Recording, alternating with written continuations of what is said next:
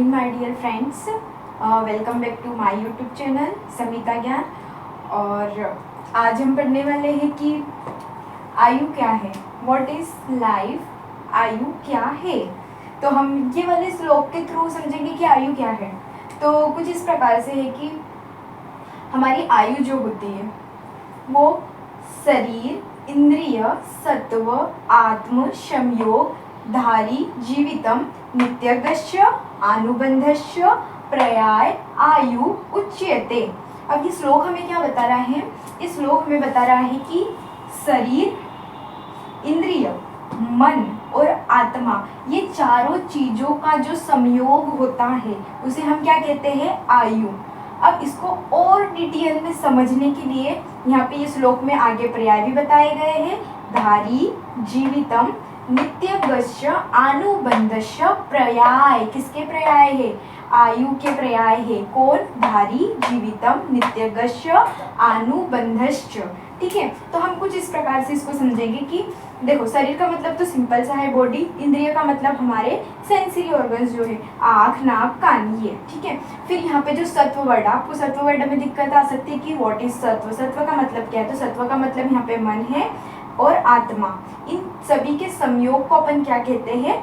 आयु कहते हैं। ठीक है, तो अपन सबसे पहले मीनिंग समझ लेते हैं कि धारी का मतलब क्या होता है। धारी का मतलब होता है कि जो हमारे शरीर को धारण करता है उसको अपन क्या बोलेंगे? धारी। मतलब धारी, धारण कौन करता है? शरीर, इंद्रिय, मन, आत्मा, ये चारों चीजें मिलकर हमारे शरीर को धारण करती है, इसलिए आयु का पर्याय धारी है।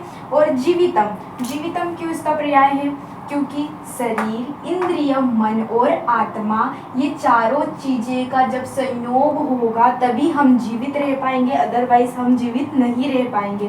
तो इसलिए यहाँ पे बोला है आयु का पर्याय एक जीवितम भी है। जीवितम क्यों है? क्योंकि ये चारों चीजें अगर है तो हम जीवित है, अगर इसमें से एक कोई भी अगर ना रहे तो हम जीवित नहीं रह सकते। ठीक है, फिर नेक्स्ट है नित्यगस्य। अब यहाँ पे नित्य का मतलब होता है हमेशा, ग का मतलब होता है चलायमान। अब हमेशा क्या चलायमान? मतलब हमारी आयु जो होती है वो दिन प्रतिदिन जाती जा रही है, बढ़ती जा रही है, कम होती जा रही है। आगे जैसे जैसे पल पल पल पल आगे बढ़ रहा है वैसे ही हमारी आयु कम होती जा रही है। तो ये क्या होगा कि नित्य प्रतिदिन, मतलब नित्य यानी हमेशा चलायमान, चलती जा रही है, उसे हम क्या बोलेंगे? आयु का पर्याय नित्य गश्च। और यहाँ पे अनुबंध भी है। तो यहाँ पे अनुबंध का मतलब होता है लगातार जुड़े रहना, एक चेन में। हमारी लाइफ, आयु एक कंटिन्यूअस प्रोसेस है, एक चेन की तरह है जो कि लगातार चलती जा रही है। जैसे कि अगर अपन मान ले कि हमारी हार्ट बीट अगर थोड़ी देर के लिए अगर रुक जाए और फिर अपन बोले कि थोड़ी देर के बाद रुक गए, अब थोड़ी देर के बाद हमारी हार्ट बीट वापस से चलने लग जाएगी, ऐसा नहीं होता है, आपकी डेथ हो जाएगी। तो यही इसमें बता रहा है कि अनुबंध यानी लगातार, लगातार हमारी बॉडी में काम चलता रहता है। किस कारण से?